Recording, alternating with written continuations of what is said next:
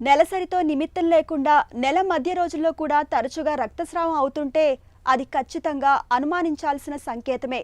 మరీ ముఖ్యంగా మెనోపాజ్ దశ వచ్చాక రక్తస్రావం అవుతుంటే మాత్రం ఆలస్యం చేయకుండా వెంటనే డాక్టర్ని సంప్రదించి తగిన పరీక్షలు చేయించుకోవాలి. ఎందుకంటే ఇలా కనిపించే రక్తస్రావం వెనుక ఒక్కోసారి ప్రాణాంతకమైన ఎండోమెట్రియల్ క్యాన్సర్ కారణంగా ఉండే అవకాశం ఉంటుంది. మహిళల పాలిట శాపంగా పరిణమించే ఎండోమెట్రియల్ క్యాన్సర్కు కారణాలు, చికిత్స, పరిష్కార మార్గాల గురించి ఇప్పుడు తెలుసుకుందాం.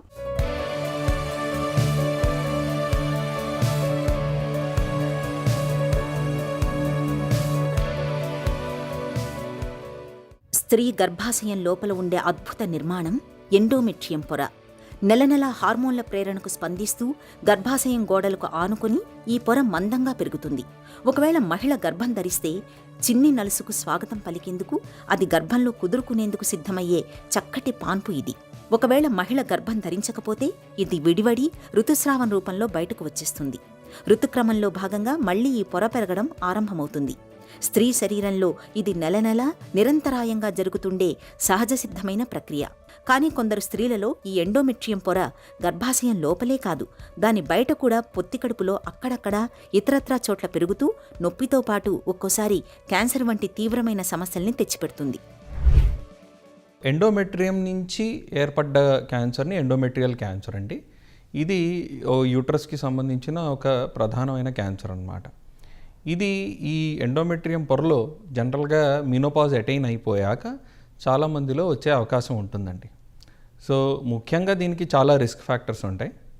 మనం ముఖ్యంగా చూసినట్టయితే ఊబకాయం, ఒబిసిటీ కానీ, లేకపోతే అన్ఎక్స్పోజ్డ్ ఈస్ట్రోజన్ ఎక్స్పోజర్ అనమాట. అంటే టెమాక్సిఫెన్ లాంటి ట్యాబ్లెట్స్ తీసుకోవటం కానీ, తొందరగా మీనార్కి రావటం కానీ, లేట్ మెనోపాజ్ రావటం కానీ, ఇలాంటివి కారణాల మూలంగా ఈస్ట్రోజన్ లెవెల్స్ బాడీలో పెరిగినప్పుడు అవి ఎండోమెట్రియల్ క్యాన్సర్కి తోడ్పడే అవకాశం ఉంటుందండి. అన్ని క్యాన్సర్లు లాగా ఎండోమెట్రియల్ క్యాన్సర్ కూడా ముందు ప్రీ క్యాన్సర్ స్టేజ్ నుంచే వస్తుందండి. సో వీళ్ళల్లో చాలామందికి, కొంతమందికి క్యాన్సర్ కింద తొందరగా మారితే, కొంతమందికి కొన్ని రోజుల తర్వాత క్యాన్సర్ కింద మారే అవకాశం ఉంటుందండి. ఎండోమెట్రియల్ క్యాన్సర్ని చూసినట్టయితేనండి, ఒకటి జీవనశైలి మూలంగా వచ్చే కొన్ని రిస్క్ ఫ్యాక్టర్స్ ఏంటంటే, అవి ఈస్ట్రోజన్ ఎక్స్పోజర్ మూలంగా ఎక్కువ వచ్చేవి, లేట్ మినోపాజ్ అండ్ ఎర్లీ మినార్కి ఉండడం కానీ, లేకపోతే టెమాక్సిఫెన్ కానీ, ఈస్ట్రోజన్ పిల్స్ ఇట్లాంటివి తీసుకోవాల్సిన అవసరం రావటం కానీ. అదే కాకుండా ఒబిసిటీ అన్నది one of the major risk factors for endometrial cancer అండి. ఎండోమెట్రియల్ క్యాన్సర్ రావడానికి ఇప్పటి వరకు ఖచ్చితమైన కారణాలు బయటపడలేదు. అయితే ముఖ్యంగా ఒంట్లో హార్మోన్ల సమతూకం దెబ్బతిన్నప్పుడు ఎండోమెట్రియల్ క్యాన్సర్ ముప్పు పెరుగుతుందని చెబుతారు డాక్టర్లు. గర్భనిరోధక మాత్రలు వాడుతున్నప్పుడు, మెనోపాజ్ తర్వాత హార్మోన్ థెరపీ తీసుకున్నప్పుడు, పీసీఓడి సమస్యలతో బాధపడుతున్నప్పుడు, ఇప్పటికే బ్రెస్ట్ క్యాన్సర్, ఒవేరియన్ క్యాన్సర్తో బాధపడే వారికి ఎండోమెట్రియల్ క్యాన్సర్ ముప్పు అధికంగా ఉంటుంది. బ్రెస్ట్ క్యాన్సర్కు టోమాక్సిఫెన్ మందును వాడిన వాళ్లలో ఎండోమెట్రియల్ క్యాన్సర్ ముప్పు బాగా ఎక్కువగా ఉన్నట్లు అధ్యయనాల్లో తేలింది. కొన్ని కుటుంబాల్లో ఈ క్యాన్సర్ వంశపారంపర్యంగా కనిపించే అవకాశం ఉంది. ఇక ఆలస్యంగా రజస్వల కావడం, అధిక బరువు, పిల్లలు లేకపోవడం, మధుమేహం, ఇవన్నీ మహిళల్లో ఎండోమెట్రియల్ క్యాన్సర్ ముప్పును పెంచేవేనని చెబుతారు డాక్టర్లు. ఎండోమెట్రియల్ క్యాన్సర్ ఏంటంటే, చాలాసార్లు ఎర్లీ స్టేజ్లోనే డిటెక్ట్ చేయడానికి అవకాశం ఉంటుందండి. ఎండోమెట్రియల్ క్యాన్సర్ అది లోపల మోస్ట్ పొర కాబట్టి, ఆడవాళ్ళలో ఫస్ట్ కామన్గా వచ్చే సిమ్టమ్స్ ఏంటంటే బ్లీడింగ్ అన్నమాట. అంటే మెనోపాజ్ అటైన్ కానీ ఆడవాళ్ళలో అయితే ఎక్కువగా బ్లీడింగ్ అవ్వటం. అంటే మెనోపాజ్ అటైన్ అయ్యాక కూడా బ్లీడింగ్ అవుతుంది అంటే ఖచ్చితంగా వాళ్ళు పరీక్షలు చేయించుకోవాలి. వాళ్ళలో ఎండోమెట్రియల్ క్యాన్సర్ బయటపడే అవకాశం ఎక్కువ ఉంటుంది.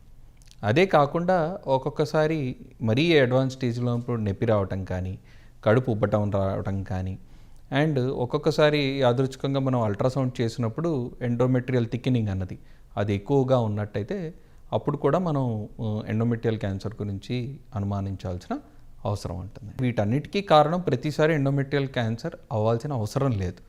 సో ఎండోమెట్రియల్ క్యాన్సర్ ఉందా లేదా అని ఖచ్చితంగా నిర్ధారించుకోవాలంటే చాలాసార్లు వీళ్ళకి హిస్టోస్కోపీ చేసి ఎండోమెట్రియల్ బయాప్సీ అన్నది చేయాల్సిన అవసరం ఉంటుందండి. గర్భాశయంలో తలెత్తిన సమస్యలతో చిక్కేమిటంటే ఫైబ్రాయిడ్స్, ఎండోమెట్రియాసిస్, క్యాన్సర్లు.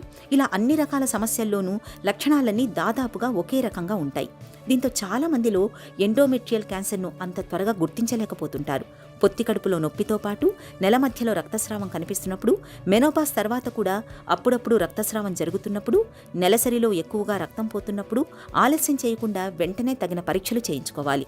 Pap smear, hysteroscopy, ultrasound, city, MRI, PET scan, endometrial biopsy చేయడం ద్వారా గర్భాశయంలో క్యాన్సర్ ఆనవాళ్లను ఇవాళ ఖచ్చితంగా గుర్తించవచ్చు. క్యాన్సర్ అనే నిర్ధారణ అయితే మాత్రం అది ఏ దశలో ఉందన్న దాన్ని బట్టి సర్జరీ, కీమోథెరపీ, రేడియేషన్ చికిత్సల్ని మొదలు పెట్టాల్సి ఉంటుంది. ఇటీవలి కాలంలో ఎండోమెట్రియల్ క్యాన్సర్కు హార్మోన్ థెరపీలను కూడా ఇస్తున్నారు. సో ఎండోమెట్రియల్ క్యాన్సర్ అన్నది మనం ముఖ్యంగా చికిత్స చేసే ముందు ఒకటి ఎంఆర్ఐ చేసుకుని ఎంతవరకు జబ్బు ఉందన్నది చూసుకోవాలండి. చాలాసార్లు జబ్బు అర్లీ స్టేజెస్లోనే ఉంటుంది కాబట్టి మనం వాళ్ళకి surgery is the most important treatment అండి. సో సర్జరీ చేసేటప్పుడు గర్భసంచే కాకుండా ఓవరీస్ని కూడా రిమూవ్ చేయాలని చూస్తారు. ఆ స్కాన్లో బట్టి స్టేజ్ని బట్టి ఒక్కొక్కసారి లింఫ్ నోడ్స్ అంటే చిన్న చిన్న లింఫ్ నోడ్స్ అని యూట్రస్ పక్కన కూడా ఉంటాయి, అవి కూడా తీసేయాల్సిన అవసరం ఉంటుంది. సో ఇవి చేయటంతో, ఈ కంప్లీట్ సర్జరీ చేయటంతో చాలామందికి క్యూర్ అయ్యే అవకాశం ఉంటుంది. అదే కాకుండా సర్జరీ అయిపోయాక అసలు ఆ ఎండోమెట్రియల్ క్యాన్సర్లు కూడా ఏ రకం ఉంది, దాంట్లో ఏ గ్రేడ్ ఉంది, ఏ స్టేజ్ ఉందన్న దాన్ని బట్టి అదనంగా కొంతమందికి రేడియేషన్ అవసరం పడుతుంది, ఇంకొంతమందికి కీమోథెరపీ కూడా అవసరం పడుతుంది. సో ఈ రేడియోథెరపీ అండ్ కీమోథెరపీ ఎందుకంటే జబ్బు మళ్ళీ తిరిగి వచ్చే అవకాశాన్ని తగ్గించడం. చాలాసార్లు ఈ ట్రీట్మెంట్ అయిపోయాక కూడా కొంతమందికి జబ్బు తిరిగి వచ్చే అవకాశం ఉంటుంది. సో ఎవరికి జబ్బు ఎక్కువ తిరిగి వస్తుంది, తిరిగి వచ్చిన జబ్బులో ఏంటి ట్రీట్మెంట్ అని చూసుకున్నట్టయితే వీళ్ళల్లో కూడా అన్ని ఎండోమెట్రియల్ క్యాన్సర్ ఒకే రకంగా ఉండవండి. సో వీళ్ళల్లో మనం ఇప్పుడు కొత్తగా మాలిక్యులర్ టెస్ట్ అని చేసి ఒక్కొక్క రకానికి మనం డిఫరెంట్ ట్రీట్మెంట్ ఇవ్వటం అంటూ జరుగుతుంది. కొంతమందికి ఈ ఎండోమెట్రియల్ క్యాన్సర్ ఉన్న వాళ్ళకి కీమోథెరపీతో పాటు ఇమ్యూనోథెరపీ యాడ్ చేసినా, లేకపోతే టార్గెటెడ్ థెరపీ అని ట్రాస్టుజుమాబ్ ఇలాంటివి యాడ్ చేసినా కానీ జబ్బు క్యూర్ అయ్యే అవకాశం కానీ, లేకపోతే మళ్ళీ తిరిగి రాకుండా ఉండే అవకాశం కానీ, లేకపోతే ఎక్కువ రోజులు కంట్రోల్ చేసే అవకాశం కానీ ఉంటుందండి. ఎండోమెట్రియల్ క్యాన్సర్కు చికిత్స తీసుకున్నాక ఇక అంతా బాగే అని అనుకోవడానికి వీల్లేదు.